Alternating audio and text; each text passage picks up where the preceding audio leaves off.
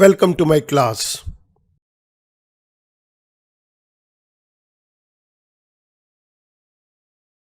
The Limited Liability Partnership Act 2008.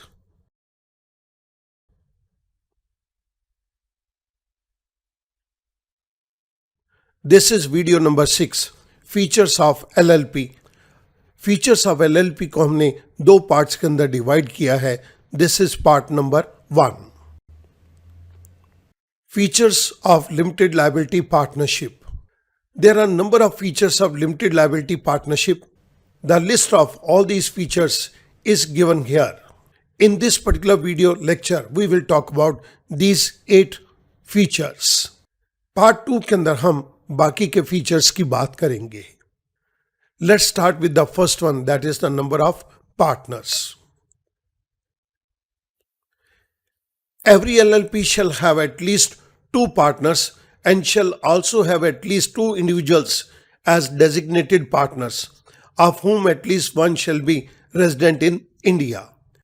Her LLP के अंदर कम से कम 2 पार्टनर्स होंगे और हर LLP के अंदर कम से कम 2 इंडिविजुअल्स डेजिग्नेटेड पार्टनर होंगे, जिसमें से एक पार्टनर रेजिडेंट इन इंडिया होगा. According to section 6 subsection 1, there is no maximum limit on the number of partners in LLP. LLP के अंदर मैक्सिमम नंबर की कोई लिमिट नहीं है. Second point, business for profit only.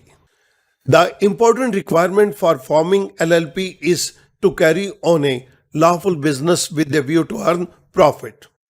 LLP को बनाने की एक रिक्वायरमेंट है कि LLP कोई लॉफुल बिजनेस करेगी प्रॉफिट को अर्न करने के उद्देश्य से. Thus LLP cannot be formed for charitable or non-economic purpose. इसीलिए किसी भी LLP को चैरिटेबल या नॉन इकोनॉमिक पर्पस के लिए नहीं बनाया जा सकता. LLP को सिर्फ प्रॉफिट अर्न करने के उद्देश्य से ही बनाया जा सकता है. The third point, LLP agreement. The rights and duties of the partners are governed by an agreement between partners. Partners आपस में एक एग्रीमेंट करेंगे जिसके अंदर उनके राइट्स और ड्यूटीज बतलाए जाएंगे. If partners do not have an agreement as per their choice, then the mutual rights and duties shall be governed by the provisions of LLP Act 2008. अगर पार्टनर्स ने अपनी मर्जी से आपस में कोई एग्रीमेंट नहीं किया तो इनके आपसी राइट्स और ड्यूटीज उस प्रकार से होंगे जिस प्रकार LLP एक्ट के अंदर प्रोविजंस दिए गए हैं. The fourth point, body corporate.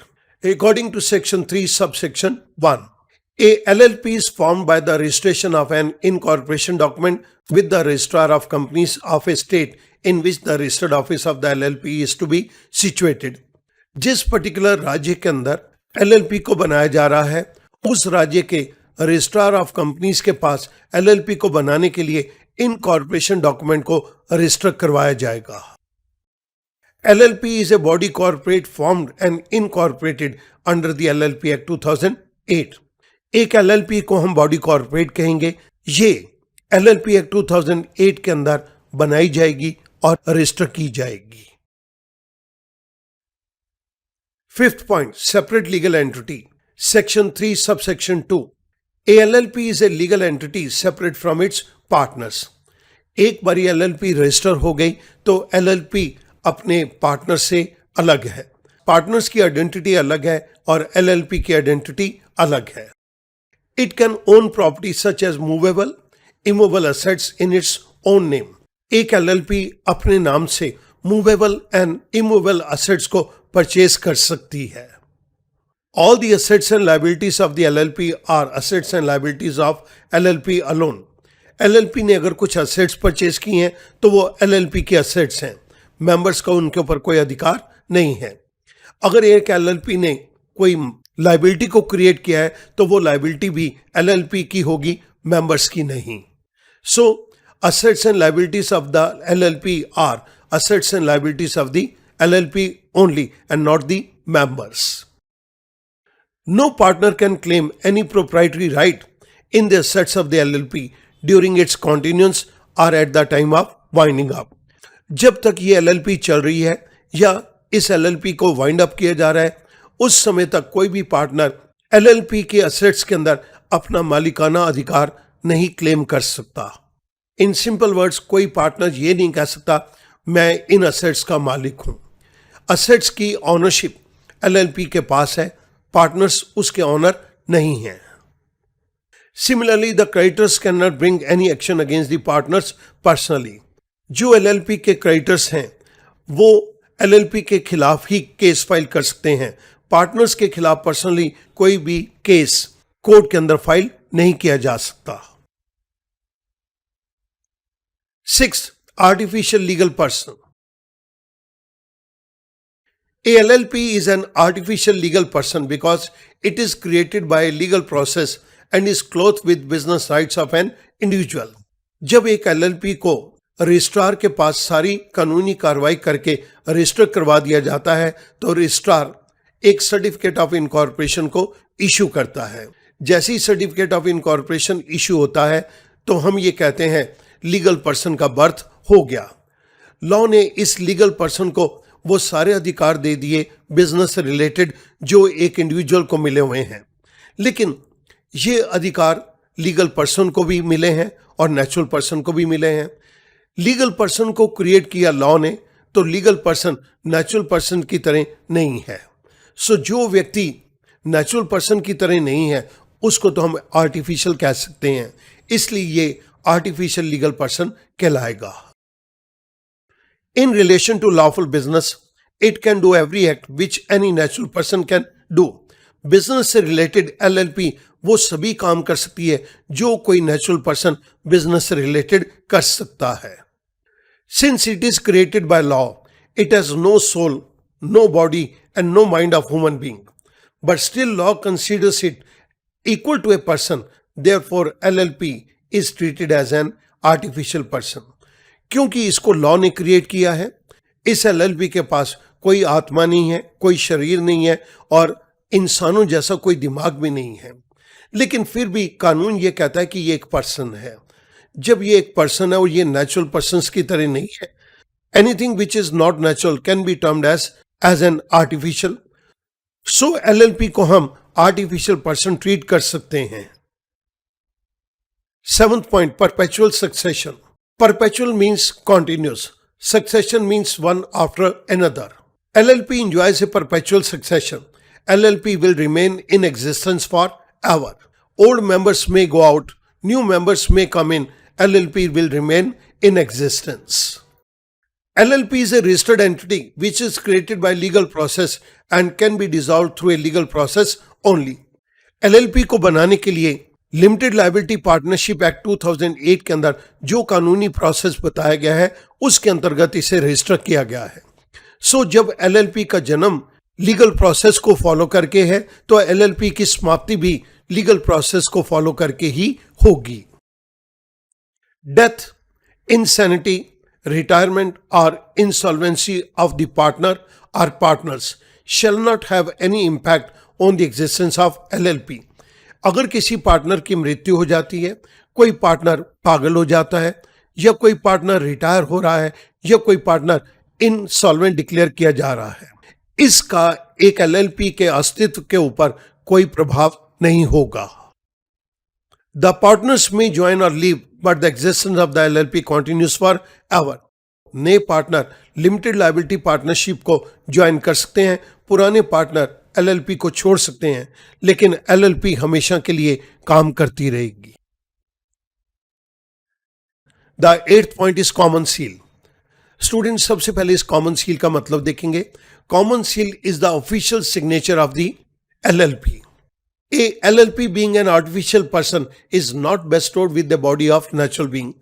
LLP को बनाने के लिए हमने लीगल प्रोसेस को फॉलो किया जिसके थ्रू लॉ ने एक आर्टिफिशियल पर्सन को क्रिएट कर दिया, लेकिन ये आर्टिफिशियल पर्सन के पास नेचुरल ह्यूमन बीइंग जैसी कोई बॉडी, कोई शरीर नहीं है, तो फिर ये किस प्रकार से काम करेगी? Therefore it acts through its partners and designated partners. इसलिए ये LLP अपने कामों को करवाने के लिए ये पावर पार्टनर्स और डेजिग्नेटेड पार्टनर्स को डेलीगेट करेगी। LLP may have a common seal if it decides to have one according to section 14 subsection C.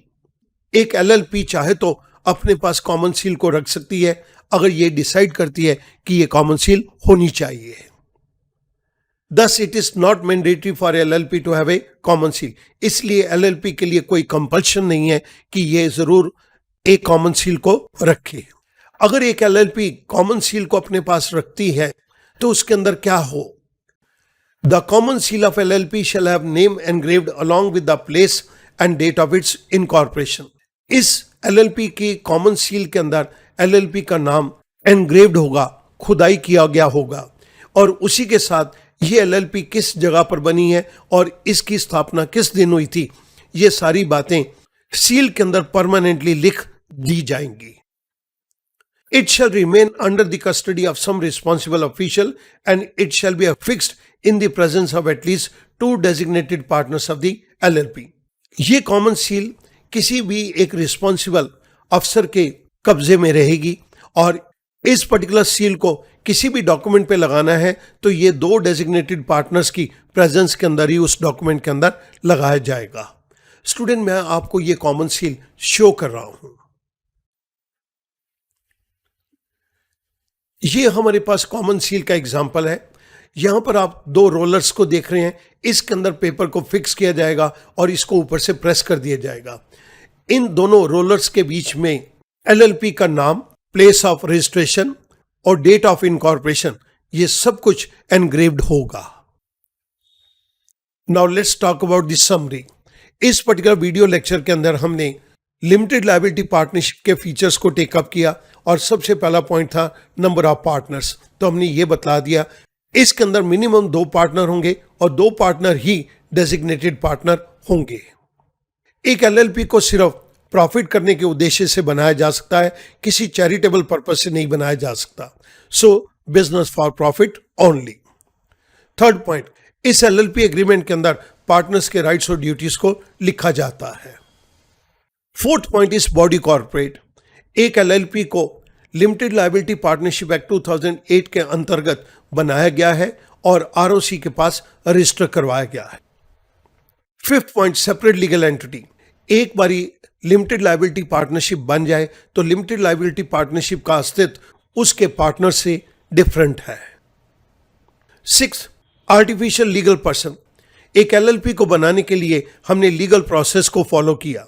जब वो लीगल प्रोसेस कंप्लीट हो जाता है तो ROC एक सर्टिफिकेट ऑफ इनकॉर्पोरेशन इशू कर देता है एंड लॉ सेज कि ये सर्टिफिकेट ऑफ इनकॉर्पोरेशन एक लीगल पर्सन है. लेकिन ये लीगल पर्सन नेचुरल पर्सन की तरह नहीं है, तो हमने इसको नाम दे दिया that this is an artificial legal person. Seventh point, perpetual succession. एक LLP का एग्जिस्टेंस पार्टनर्स के अंदर आने या पार्टनर्स के निकल जाने के ऊपर निर्भर नहीं करता. And the last point is common seal. LLP अपने डॉक्यूमेंट्स के ऊपर चाहे तो अपने ऑफिशियल सिग्नेचर को कर सकती है, लेकिन LLP के लिए ये कंपल्शन नहीं है कि वो जरूर कॉमन सील को रखे. स्टूडेंट, हमने इन सभी पॉइंट्स को अपने इस वीडियो लेक्चर के अंदर कवर किया है. बाकी के 12 पॉइंट्स मैं नेक्स्ट वीडियो के अंदर कवर करूंगा. Thank you very much.